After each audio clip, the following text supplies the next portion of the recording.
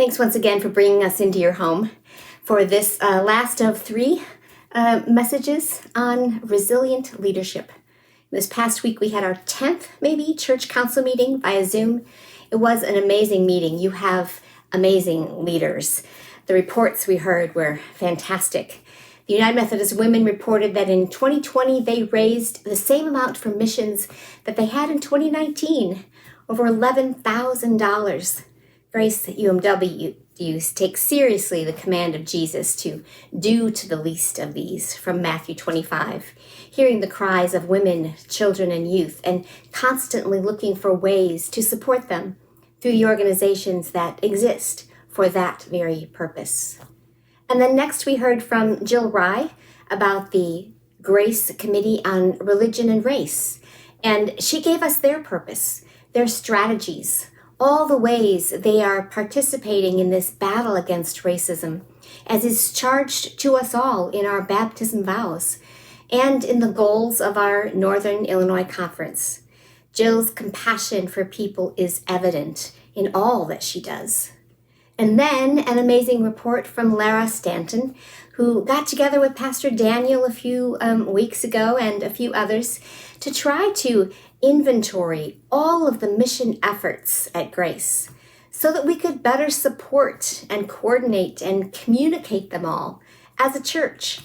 The team's efforts prompted your giving of over 2,700 pounds of food at Christmas and will help support the Super Bowl of Caring for our youth next week. Lara participates in missions around the world, and her love for God's people is also clearly evident. All these efforts sync perfectly with Grace Church Council's Subcommittee on Leadership's new effort to direct a missional focus for Grace in 2021 and beyond. Survey results show that feeding the hungry, housing the homeless, and engaging in issues of social justice are your top 3 concerns. And then I shared a few slides with the demographic information for Grace's location. According to 2 different companies that provide this kind of information in a 3 to 5 mile radius around Grace, we have a combination of mostly baby boomers and families with young children. Interesting that what's in the reports reflects what we've also been seeing at Grace. And both groups, baby boomers and families with young children, have remained engaged in new ways at Grace even through the pandemic.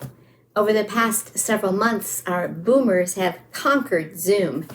Unlike many congregations that report that few of their groups are actually meeting online, all of Grace's classes, teams, fellowship groups, even Stephen Ministry, the prayer team, movie groups, and choirs are meeting online, such that we've had to subscribe to 3 different Zoom accounts to accommodate them all. Our younger Parenting with Grace group is doing amazing things in their digital meetings.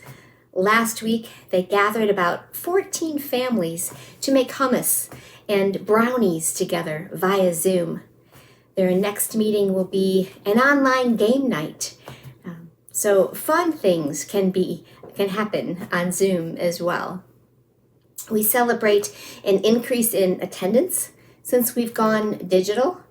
Over the past 44 weeks, we averaged 779 engaging with us in worship on Facebook or YouTube or our website, counting only those who stayed long enough to have watched.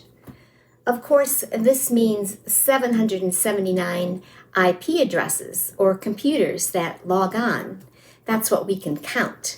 We know that many of those households had more than one viewer watching, so that number could easily be doubled. Our average in-person worship in 2019, pre-pandemic, was around 500. Now, I share all of this as sort of a report of the church for the beginning of 2021.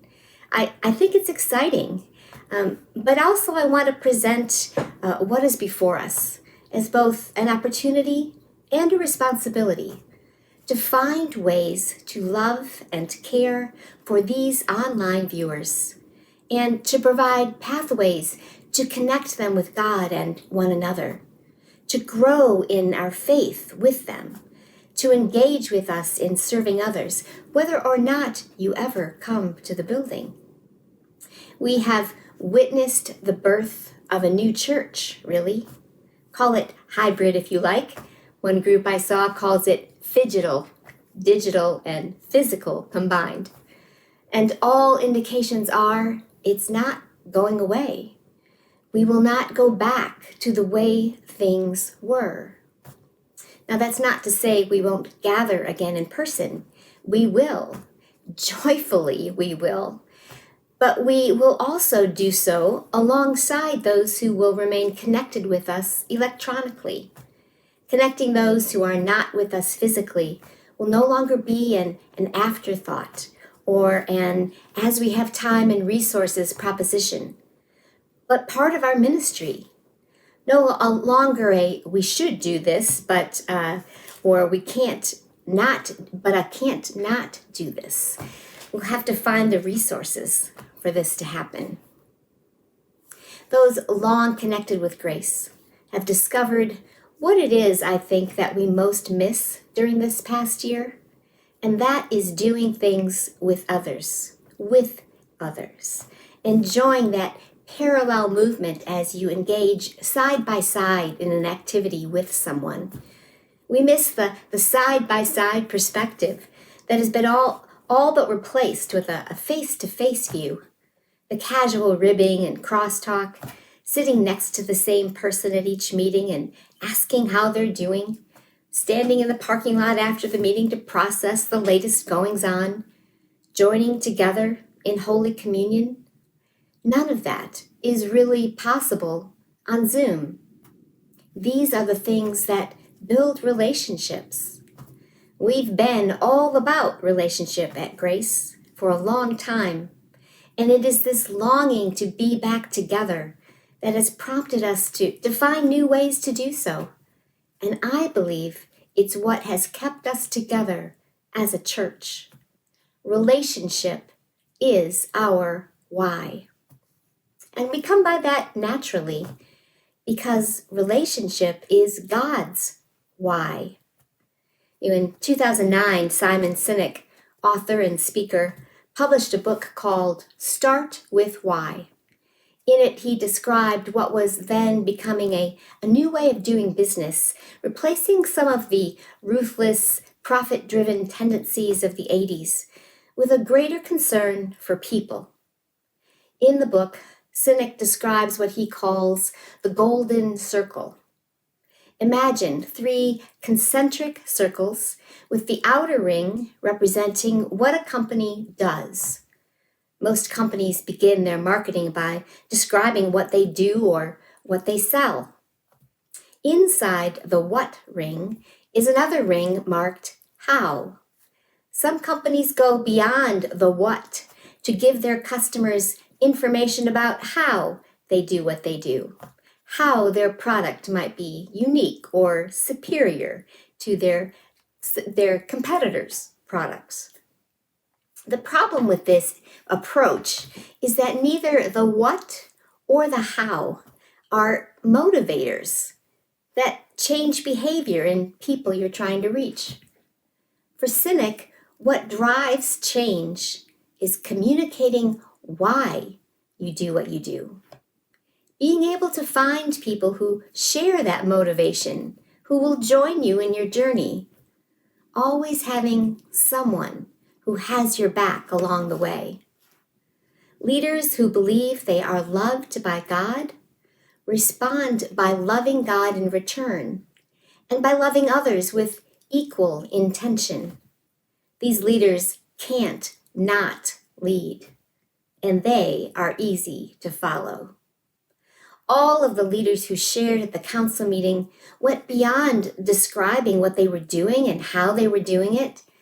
Their response to God's love is to love God and others by connecting people in mission and ministry. That's their why.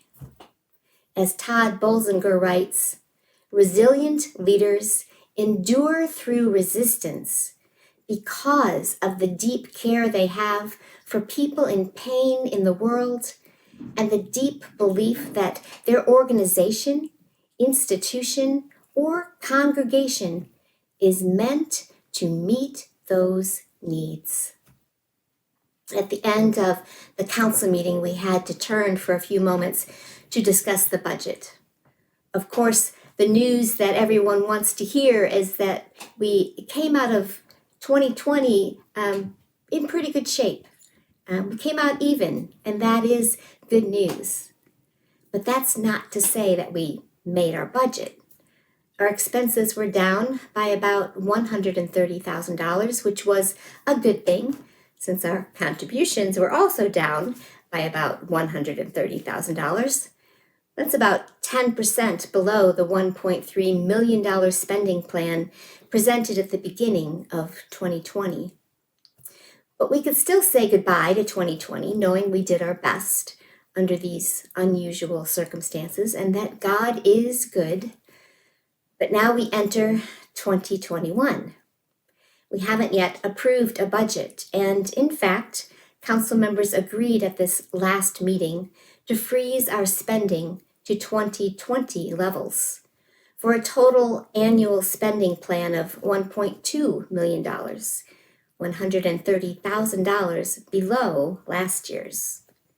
Since we probably won't be able to fully utilize the building until maybe this summer, we can anticipate some lower expenses there once again. The trustees' budget provides for the operation and care of a property and includes maintenance and utilities. Most of these costs are fixed, and these total about 20% of the total budget. Our programming, curriculum, and supplies are about 10% of our spending. Our giving to the conference, known as our apportionment, is set at 10%, which is an amount the council has agreed to pay, even though it's below what the Northern Illinois Conference actually bills us. But we feel it's the best we can do. Our staffing is the biggest portion of our spending, requiring 60% of our total budget. It would be higher, but we still depend on the volunteer availability of our longtime treasurer, Bob Long, who often spends 15 to 20 hours a week on our accounting and our books. I do know Bob would like to retire at some point, possibly even this year. I believe it's important that you, as the people of grace, understand where we are, and that you know that your leadership is being transparent and making tough decisions as we lean into this new reality of hybrid church, planning ahead strategically to meet the present and the future of grace, and doing so within the resources we have, just as so many companies and businesses are trying to do these days. We are grateful that so many of you have pledged your support. If you have words of support or constructive ideas to offer, send an email to churchcouncil@peopleofgrace.org. If you have an extra $130,000 laying around, you can send that too, and we will certainly put it to good use. I believe the great commandment to love God and others lies at the core of these decisions that are being considered or pondered or prayed about. That's our why, and our why doesn't change. Who we are is constantly in flux as we ebb and flow with the times, as people come and go, circumstances change. The best part about the Great Commandment is the relationships that it encourages. We love God because God first loved us. And out of that loving relationship, we are called to also love one another. Whether that means the person we see on a Zoom screen, the person who sits next to us in the pews, the people who look very different from us, the people we only know by username, We will continue to find new ways to reach them, to adapt our ways in order to guide them in faith, to come together in our shared vision of being the church, called to make a difference. We are passionate about loving God and loving others, and blessed to be able to do that together as the people of grace. Amen.